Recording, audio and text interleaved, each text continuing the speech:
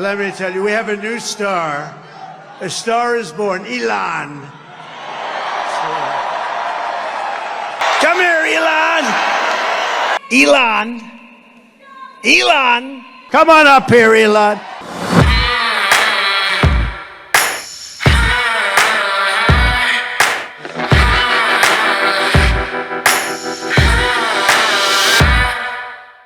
White house में राष्ट्रपति Donald Trump का दफ्तर हो या फिर चुनाव प्रचार का मंच, उनके मुंह से इतनी बार मस्क का नाम सुनाई पड़ रहा था कि ऐसा लगता कि मस्क के बिना ट्रंप का ना तो दिन शुरू होता है और ना ही रात। Thank you.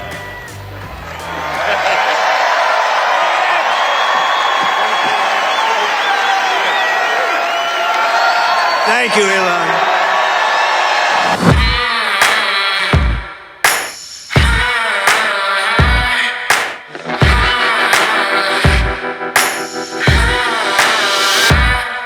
कोई अगर अमेरिका के राष्ट्रपति डोनाल्ड ट्रंप के करीब 3 महीने के कार्यकाल को तस्वीरों के जरिए याद करने की कोशिश करे तो हर मौके पर ट्रंप के साथ एलन मस्क और उनका बेटा एक्स भी जरूर दिखाई देगा।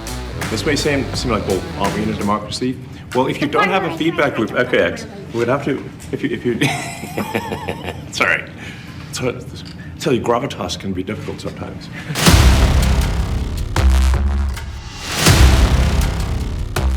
डोनाल्ड ट्रंप के दोबारा अमेरिका की सत्ता को संभालने के बाद अगर किसी को सबसे ताकतवर व्यक्ति बताया गया था तो वो थे Elon Musk. What he is a patriot. He's a man that I can tell you, he's a friend of mine. He's become a friend of mine. He supported me in the election, but he's a patriot more than anything else. He's never think of it. He has never asked me for a thing. He could have. I always say, I wonder if he's ever going to ask me for something.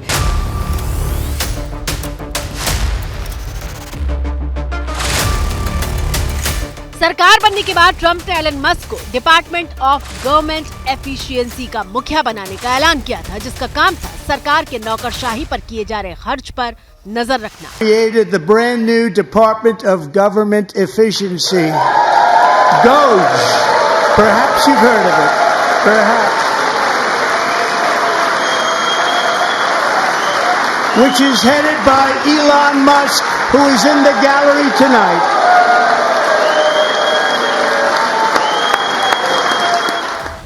लेकिन कमाल की बात यह है कि Trump के सबसे बड़े सलाहकार की भूमिका निभा रहे एलन मस्क अपनी ही जमीन नहीं बचा पाए। I hope it is agreed that both Europe and the United States should move, ideally, in my view, to a zero tariff situation, effectively creating a free trade zone between Europe and North America.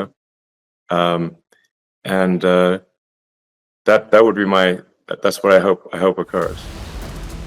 आपकी screen पर मौजूद ये तस्वीरें 3 अप्रैल की हैं, जब Donald Trump ने दुनिया के 60 देशों पर टैरिफ लगाने का ऐलान किया था।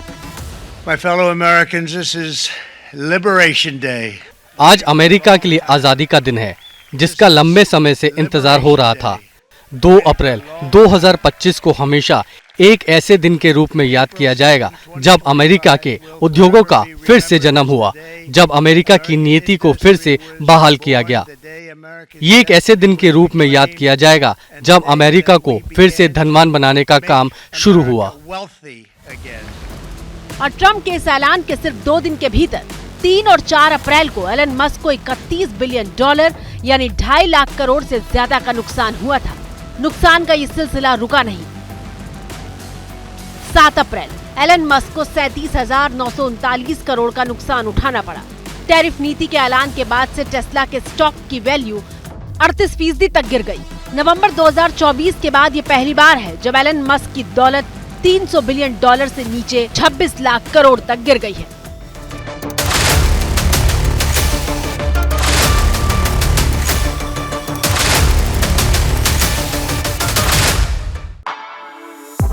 For exclusive and insightful videos, subscribe to our new channel ABP Live Premium. For exclusive and insightful videos, subscribe to our new channel ABP Live Premium.